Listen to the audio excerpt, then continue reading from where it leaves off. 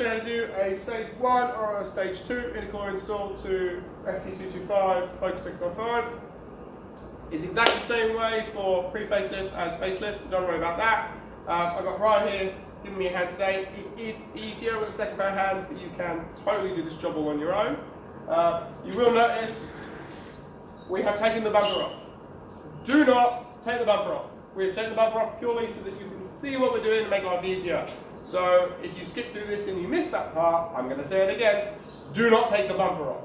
You can leave the bumper on for stage 1, stage 2, that goes for an Airtec, a Puma Speed, a DCF1.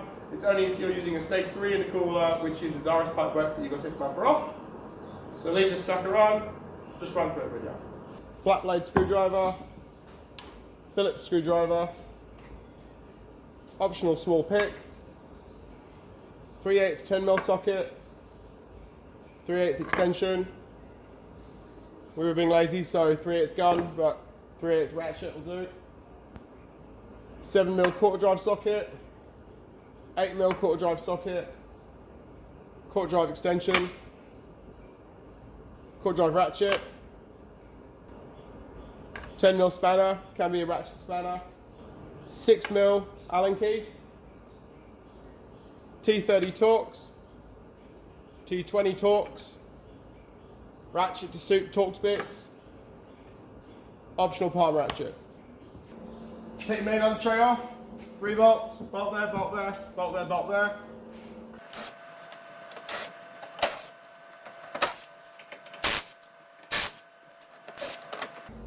Bumper on the tray, held by the same style T30 screws. It's made on the tray, but you've got a T20 one here in the middle.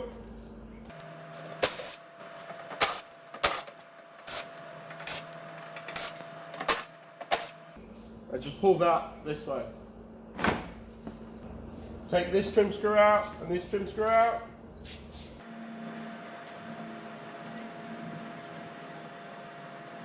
Okay, so we've got to take these 2 air deflectors off, and this would have been impossible to show you with the bumper on. So the driver's side one is held in with a T30 there, and the passenger side one, so that one's quite easy to get to. Just use a little ratchet with a T30 bit on it. And the passenger side one isn't this side. It's up there. So I personally normally put my arm up through here and then use a little ratchet and get it off like that.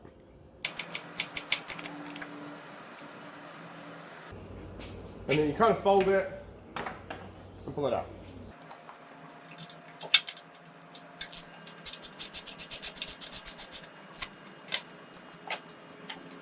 Okay, so factory intercooler, we've got an 8mm bolt here and an 8mm bolt here. Pull them both out.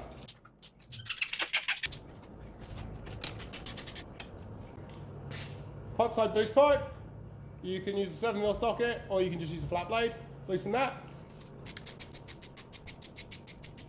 And then pull the hose fully off the intercooler. Cold side boost pipe, same deal. There's this one up here. It is a little bit awkward to get to, so I do normally use a deep 7mm with a palm drive. Just get it nice and loose, and we'll just leave it like that. Next, all you're going to do is pull the intercooler forward like that. Okay, so at the top of the intercooler, this is the radiator, and then this is the mount. So you've got a little hook there. A bit difficult to see. You've got another one just there, right? So all that you're going to do is you're going to grab the intercooler, and you're just going to lift it up, and you'll feel it unhook from the radiator like that, and then you can just pull the intercooler off the hose. If it comes apart like this, just take this bit off, we'll refit that. Okay, so if you have the rubber bit come off, you can't just leave it off. The pipe is plastic, it will not seal without the rubber. You will not believe how many cars I get coming in all the time where the owner has had this fall off and they're just going, I don't need that. And then they have a boost leak. So you have to refit it. There's a hole in it there, and I don't know if you can quite see, there's like a tang here, so it's got to fit through there. So fit this on first.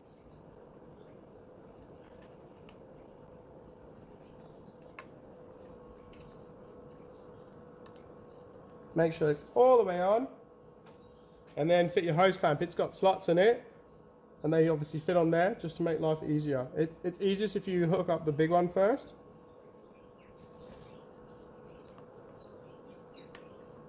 Then the smaller one. And I'm just going to nip it up a little bit just to make life easier. Next, we've got to remove the horn because that's mounted to the crash bar and the intercooler is going to come up here. So it's just held in with a 10mm. You're just going to pull that out.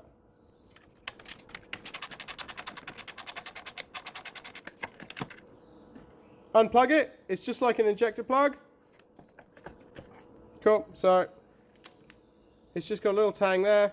Push down, pull her out. Now on a stage 1, you don't have to do this. Stage 2, it just makes life a little bit easier. On each end of the rad support, there's a 10mm. Well, there's 2 10s. One there, one there. You're going to fully remove the front ones, and you're just going to loosen the rear ones. That's just going to enable this to tilt back, makes life a bit easier.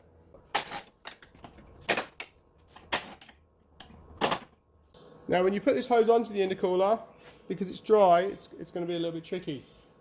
Do not spray WD-40 in here. Do not spray silicone spray in here. The map sensor is right here. If you spray anything up in here, it's going to coat that. So good old devil's lube, nice bit of spit, just in there, and you'll be sweet. Okay, cool. So on the new intercooler, we've got the same kind of hooks. And these hooks have got to go up on there.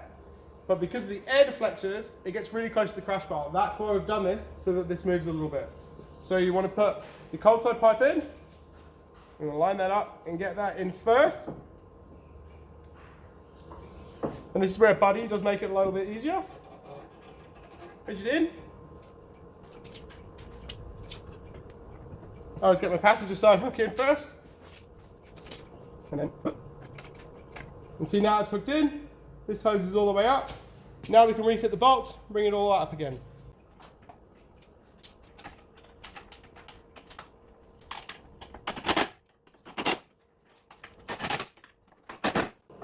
Now whilst making sure this hose is fully seated, you want to do this hose clamp up. And this is why, because it's a bit difficult with a screwdriver. Just use a ratchet.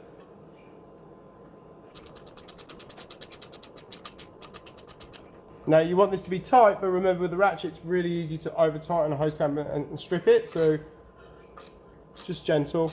When it starts to feel firm, it's probably tight enough. Put your hot side pipe back on, tighten up the hose clamp. Next, you're going to take one L bracket and we're fitting it to here. So just take each nut, or sorry, bolt with a washer. I'm just going to put it through here and spin it in finger tight.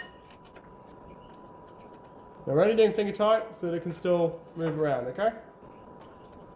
Take your other bolt with washer and your nut. And if you look up through the radiator support, there's a hole. Put it through. Spin your nut on, and again, just finger tight. Now go do the same to the other side.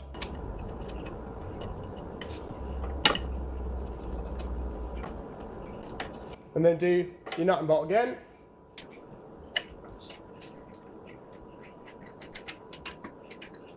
Now what you're going to do, with one hand, you're going to push the intercooler as far forward as it will go. Whilst you hold it there, now fully tighten these bolts. Remember you got a 10mm nut up top, so just put your 10mm spanner on it. Go do the same to the other side.